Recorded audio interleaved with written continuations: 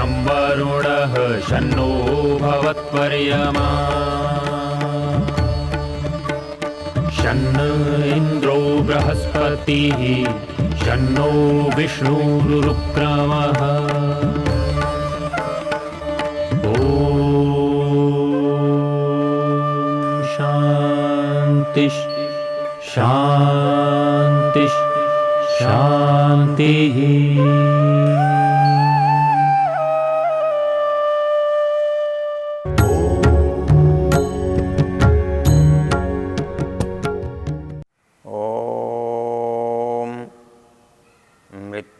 पदं योपयन्तो यदैत द्राघीय आयुः प्रतरं दधाना आप्यायमाना प्रजया धनेन शुद्धा पूता भवत यज्ञासः।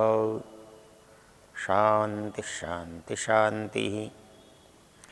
इस वेद चर्चा के प्रसंग में हम ऋग्वेद के दशम मंडल के 18वें सूक्त की चर्चा कर रहे हैं और उसके दूसरे मंत्र की चर्चा कर रहे हैं। इसका ऋषि यामायन है, इसका देवता मृत्यु और इसका छंद त्रिष्टुप है। और हमने पहले प्रसंग में इसकी जो प्रथम पंक्ति है उसकी चर्चा की थी और उस चर्चा में हमने देखा था मृत्यु पदम योपयंत, अर्थात हम मृत्यु के स्थान को, कारण को हटाते हुए द्राघी आयु, लंबी आयु को प्रतरम, श्रेष्ठता के साथ धारण करें। अब कैसे पता लगे कि हमारी आयु श्रेष्ठ है, लंबी है? ये तो हमारे को समय की अवधि से पता लग गया। हमने आयु को श्रेष्ठ भी चाहा है और लंबी भी चाहा है। आपको याद होना चाहिए, अब जब आप संध्या करते हैं तो संध्या के अंत में प्रतिदिन प्रत्येक व्यक्ति एक मंत्र बोलता है। तच्चक्षुर्देवहितं पुरस्ताच्छुक्रमुच्चरत्। वो कहता है वो परमेश्वर जब सामने हमको दिखाई दे रहा है तो उससे हम चाहते क्या हैं कि पश्येम शरदशतम, जीवेम शरदशतम, शृणुयाम शरदशतम, प्रब्रवाम शरदशतम, और अंतिम बात कही है अदीना श्याम शरदशतम, और इससे भूयश्च शरदशता। यदि आयु केवल इतना ही होती, आगे न बढ़ती होती, तो ये कहने की आवश्यकता ही नहीं थी। आयु बढ़ सकती है, बढ़ती है, ये शब्द बता रहा है भूयश्च शरदशतात।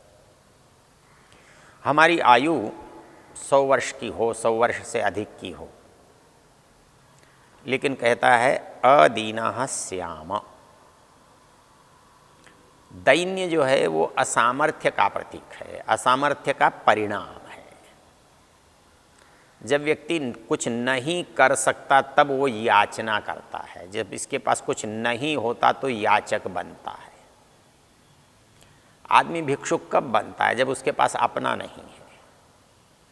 यदि अपना धन नहीं है तो धन की याचना करता है, और यदि उसके अपना सामर्थ्य नहीं है तो सहयोग की याचना करता है।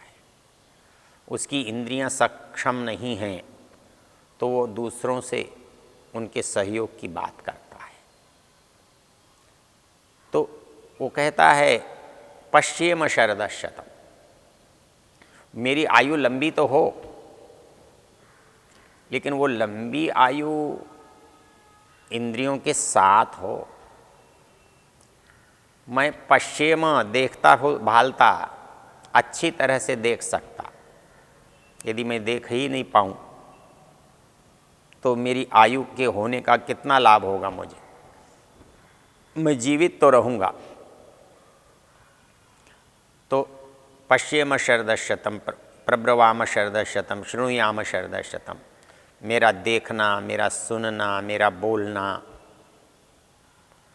तो कहता है ये जीवन जो है ये अधूरा ना हो, ये जीवन समग्रता वाला हो, संपूर्णता वाला हो। जीवेम शरदशतम, शृणुयाम शरदशतम, प्रब्रवाम शरदशतम, और अंत में कहता है अदीना हास्याम, दीनता भरा जीवन न हो। निर्बलता, अभाव, पीड़ा, असामर्थ्य, ऐसा जीवन नहीं चाहिए। तो जीवन लंबा भी चाहिए और जीवन समर्थ भी चाहिए। जो बात इस मंत्र में कही वो हम इस मंत्र में देख रहे हैं। हमने पहली पंक्ति में देखा था कि वो हम आयु को लंबा कर सकते हैं और आयु को अच्छा भी बना सकते हैं। क्या पहचान है हमारे आयु के लंबे होने की और अच्छे होने की? मृत्यु हो पदम योपयंतः यदयित द्राघीय आयु प्रतरम दधाना। अब जो अगली पंक्ति है उसकी शब्दावली ध्यान देने योग्य है। आप्यायमानः प्रजया धनेन शुद्धा पूता भवत यज्ञास। अगले में दो बातें बताई हैं। पहली बात बताई है कि हमारे जीवन की संपूर्णता कैसे होगी, प्रयोजन की सिद्धि कैसे होगी। हमारे जीवन सब प्रयोजन है, हो गया, ये कैसे जानेंगे? तो कहता है आप्यायमानः प्रजया धनेन, कि एक मनुष्य के जीवन में उसका ऐश्वर्य, उसकी समृद्धि, उसकी प्रगति, उसका विकास दो ही बातों से प्रकट होता है। उसके परिवार से, उसकी संतति से, उसकी प्रजा से, और उसके साधनों से, उसकी संपन्नता से, उसके ऐश्वर्य से। कहता है ये आयु जो है इसके दोनों प्रयोजन होने चाहिए। इस आयु से साधनों को प्राप्त करने का सामर्थ्य, संरक्षित करने का सामर्थ्य, हमारे यहाँ कहा गया है योगक्षेम, योगक्षेमम व आदाय भूयासम हम उत्तमम। योगक्षेम हम पूछते हैं जब कोई हमें मिलता है तो कहते हैं योगक्षेम। ये योगक्षेम क्या होता है? अप्राप्तस्य प्राप्तिर्योगः, प्राप्तस्य रक्षणम क्षेम। जो हमें मिला है उसको संभालने की क्षमता, जो हमें मिला है उसका उपयोग करने की क्षमता, हम उसको रख सकें इसकी क्षमता, और जो प्राप्त नहीं है उसके उपार्जन की योग्यता। योग अप्राप्त की प्राप्ति और क्षेम प्राप्तस्य रक्षणम। जो हमको नहीं मिला है उसके लिए हमको प्रयत्नशील होना चाहिए, प्राप्त करना चाहिए। हमारी जो त्याग वृत्ति है अप्राप्त पर निर्भर नहीं करती। हमारे पास है नहीं इसलिए हम त्यागी नहीं होते। हमारे में प्राप्त करने का सामर्थ्य है, हमने उसे प्राप्त भी किया है, लेकिन उसका उपयोग कहाँ करना, नहीं करना, कब करना, ये हमारी इच्छा पर हमारे अधीन है। तो वो प्राप्त होने पर भी, उपयोग में ला सकने पर भी उपयोग में न लाना या अच्छे के लिए उपयोग में लाना, ये हमारी श्रेष्ठता है, ये हमारा त्याग है। तो ये जो त्याग है उसके लिए हमको प्राप्त करने का सामर्थ्य पहले चाहिए, त्याग बाद में होता है। सामर्थ्य के अभाव में त्याग नहीं है, अप्राप्ति है, अभाव है। उसे हम दरिद्रता कहते हैं, निर्धनता कहते हैं, गरीबी कहते हैं। कोई चीज़ हम प्राप्त नहीं कर सकते ये हमारी अयोग्यता होती है, लेकिन हम किसी को प्राप्त कर सकते हैं, प्राप्त करके उसका सदुपयोग कर सकते हैं। हम एक की अपेक्षा श्रेष्ठता के लिए उसको दे सकते हैं, ये हमारा त्याग है। त्याग श्रेष्ठता के लिए होता है। त्याग यूँ ही फेंकने का नाम नहीं है, बल्कि जो है उसको जहाँ आप लगा रहे हैं उससे अच्छे के लिए लगाना है। इसको आप एक उदाहरण से समझ सकते हैं। हम महापुरुषों को बड़ा त्यागी कहते हैं, और इसलिए त्यागी कहते हैं कि जिन चीज़ों से हम प्रेम करते हैं, जिन चीज़ों की इच्छा करते हैं, जिनका संग्रह करते हैं, वो उसको छोड़ते हैं। यदि छोड़ना मात्र त्याग है तो जिससे छूटा हुआ है वो भी तो त्यागी है। ऐसा नहीं है। त्याग वो नहीं है कि मैंने प्राप्त नहीं किया है। त्याग है उससे श्रेष्ठ के लिए उसे दिया है। यदि केवल धन को मैंने छोड़ दिया, जुए में छोड़ दिया, तो ये त्याग नहीं है। लेकिन मैंने परोपकार में लगा दिया, ये त्याग है। हम कहते हैं ऋषि दयानंद बहुत त्यागी है। वैसे क्या त्याग है? छोड़ना मात्र कोई त्याग नहीं। उन्होंने तो जो श्रेष्ठ है उसको स्वीकार किया है, जो उससे अच्छा है उसे अपनाया है। जब हम श्रेष्ठ को स्वीकार करते हैं तो निम्न चीज़ों को त्याग की कोटि में क्या है? ये तो मलिनता है, कचरा है, हम रोज़ घर में से निकालते हैं, फेंक देते हैं, रोज़ नहा के धो के हटा देते हैं। वो त्याग नहीं है। त्याग ये है कि जो काम मैं करता हूँ वो अच्छे के लिए आगे करता हूँ,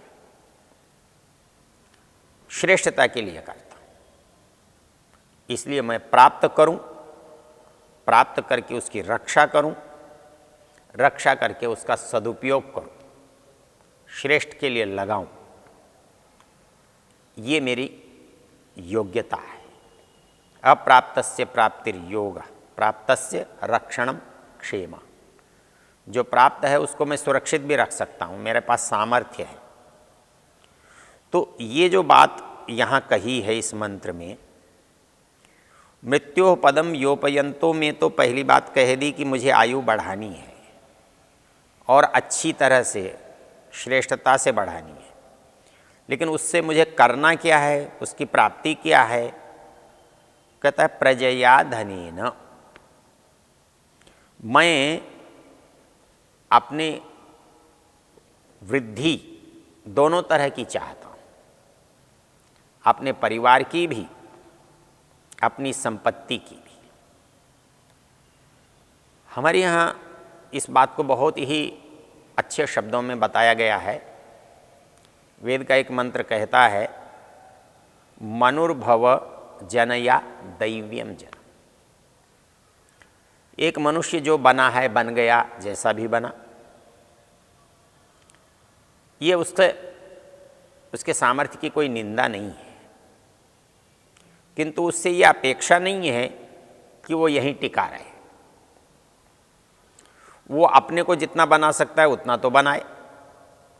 यदि वो अपने को राक्षस होने से बचा ले, असुर होने से बचा ले, कृपण होने से बचा ले, अच्छी बात है।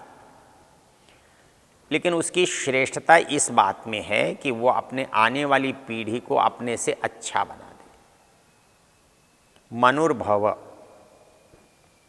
वेद एक आदेश दे रहा है, तुम तो मनुष्य बनो, लेकिन जनय दैव्यम जनम, जनया दैव्यम जनम जनय।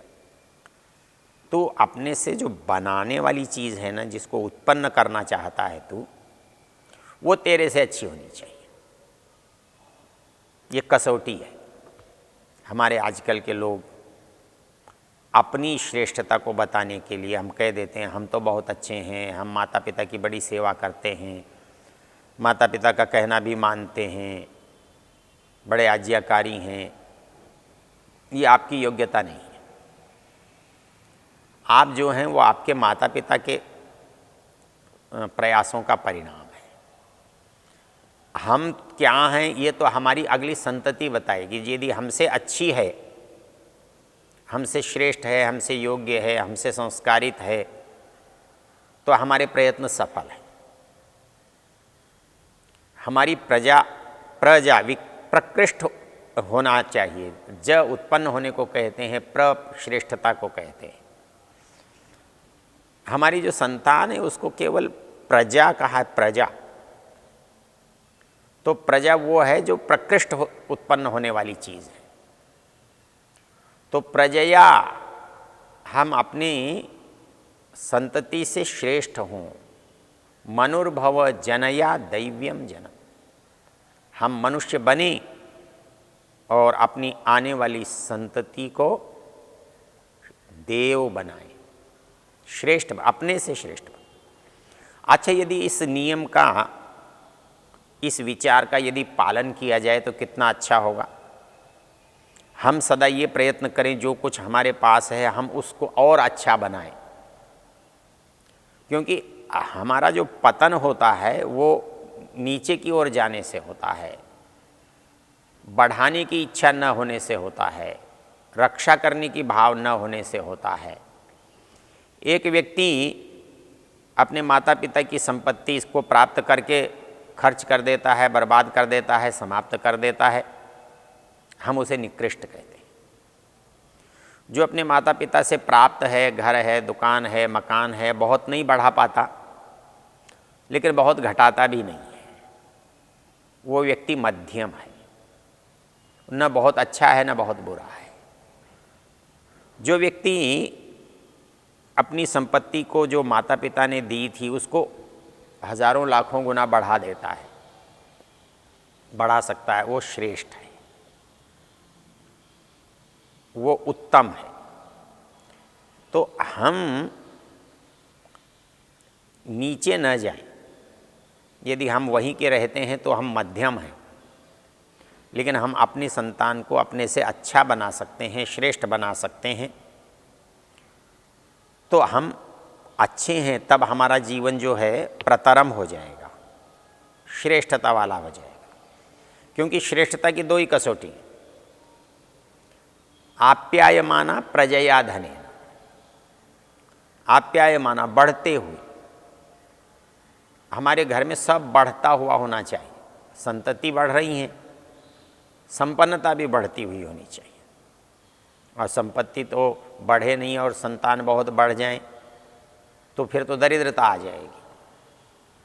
तो हमारे यहाँ संतति का होना सामर्थ्य के बढ़ने का प्रतीक होना चाहिए, संपन्नता के बढ़ने का प्रतीक होना चाहिए, घटने का नहीं। तो यहाँ पर जो बात कही है कि भाई मनुष्य का जीवन कैसे बढ़ता है, कैसे बढ़ता हुआ दिखता है, कैसे पता लगता है कि बढ़ रहा है, तो वेद कहता है प्रजया धनेन, कि उसको, उसका परिवार जो है वो श्रेष्ठ है, बड़ा है, संस्कारित है और उसके साधन भी अच्छे हैं। धनेन, धन के द्वारा भी वो बढ़ता है, वो यश के द्वारा बढ़ता है, अपनी प्रजा के द्वारा, वो अपने दान आदि गुणों के कारण बढ़ता है, धन के द्वारा। तो उसकी जो श्रेष्ठता है, उस श्रेष्ठता की बताने वाले ये दो शब्द हैं, ये कसौटी है। प्रजया धनेन, अर्थात एक मनुष्य अपने जीवन में सफल है, उसने जो प्राप्त करना था वो किया है। तो क्या प्राप्त किया है कि उसकी संतति, उसका परिवार अच्छा है और उसने अपने सामर्थ्य से अपने साधनों को भी बहुत इकट्ठा कर लिया है, बढ़ा दिया है, संग्रह कर लिया है। तो कहा गया प्रजया धनेन। ओम